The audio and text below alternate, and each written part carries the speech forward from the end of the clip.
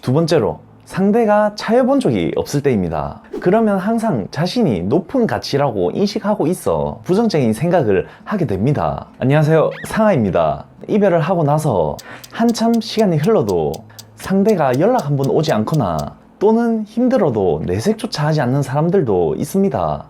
연애는 서로가 함께 감정을 공유하고 서로가 향하는 것을 느꼈을 때 사랑이라는 단계로 발전이 되는 건데, 도대체 왜 상대는 나에 대해서 단 한 번도 돌아보지 않는 걸까요? 아니면 원래 잡지 않는 사람이라서 그런 걸까요? 물론 내가 명백한 잘못으로 인해서 신뢰관계가 깨질 수도 있지만, 보통의 경우에는 나 혼자의 일방적인 잘못이 아니라 서로의 잘잘못으로 비롯됩니다. 서로 표현하는 방식에서 비롯된 서로의 상처가 커질 수도 있겠고요. 자존심을 내세워 서로가 상처를 줄 수도 있겠고요.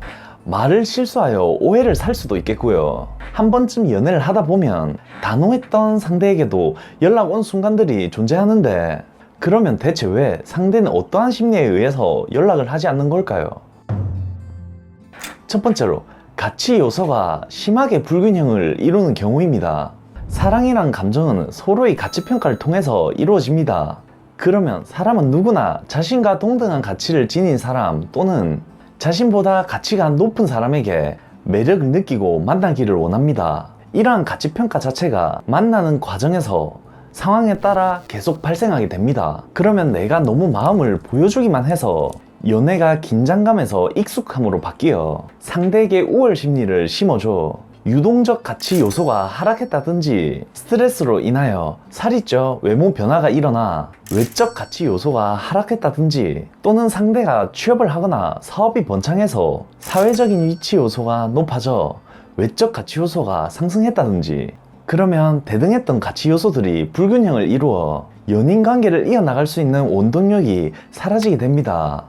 이렇게 되면 상대가 계속해서 나의 가치 요소를 무의식적으로 인식을 하게 되는 건데, 연락을 해야 할 동기가 안 생기게 됩니다. 그러면 연락이 올 확률을 낮추는 요인이 되는 거죠. 물론 내가 가치 요소를 다시 회복하였다면 서로에 대해서 매력적으로 느끼게 됩니다. 두 번째로, 상대가 차여본 적이 없을 때입니다. 상대가 극회피적인 애착 성향을 보이거나 가치 요소들이 불균형이 심하다면 이전 연애에서도 항상 반대쪽 상대가 불안적인 성향이 강하게 됩니다. 그러면 항상 자신이 높은 가치라고 인식하고 있어 본인이 과거 경험들을 떠올리게 되고, 거기서 내가 집 앞에 찾아가거나 폭탄 문자를 보내게 된다면 자기 합리화가 강해져서 재회에 대한 부정적인 생각을 하게 됩니다. 세 번째로, 상대에게 여유를 주지 않을 때입니다.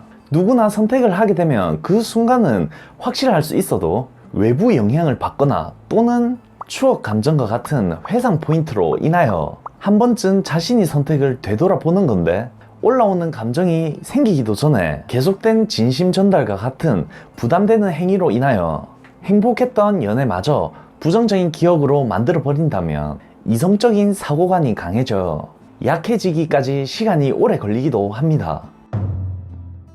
그러면 이러한 상대에게는 재회 자체가 안 되는 걸까요? 결론부터 말하자면 그렇지는 않습니다. 이러한 심리들을 파악하고 부족한 가치 요소들을 끌어올린다든지, 예를 들어 익숙함 때문에 권태기가 찾아왔다면 헤어지고 나서 SNS로 이성을 개입시켜서 팔로우 확보 및 연락하는 느낌을 간접적으로 전달한다거나, 차여본 적이 없다는 상대에게 예측할 수 없는 생각이나 행동과 말을 하면서 틀 깨기 또는 예측 깨기를 통해서 긴장감을 주고 궁금증을 만든다든지, 상대가 이별을 고한 상황에 대해서 여유를 주면서 책임을 전가시킨다든지 등의 방법으로 확률을 올릴 수는 있지만요, 이러한 방법 외에도 우리 주변에서는 외부 변화가 끊임없이 일어나고 있습니다. 특히 상대가 새로운 연애를 곧바로 시작하더라도 감정선이 나에게 형성되어 있어서 쉽게 이어질 수 없는 상황이 오기도 하고요. 크리스마스, 봄날, 발렌타인데이와 같은 그리움이 커지는 특별한 시점 또는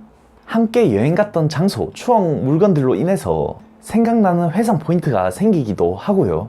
상대의 지인들 또는 부모님에게 평판이 좋았다면요, 간접적인 영향으로 인해서 부정적인 생각을 완화시켜 줄 수가 있습니다. 꼭 이러한 상황이 아니라도 기본적으로 우리 뇌에서는요, 이성적인 영역이 누그러들 수 있는 나쁜 기억을 지우고 좋은 기억을 남기려는 미화 과정이 생기기 때문에요. 상대와 이야기할 수 있는 접점 포인트는 충분히 존재합니다. 내가 이별 후에 많이 다가가셨다면요.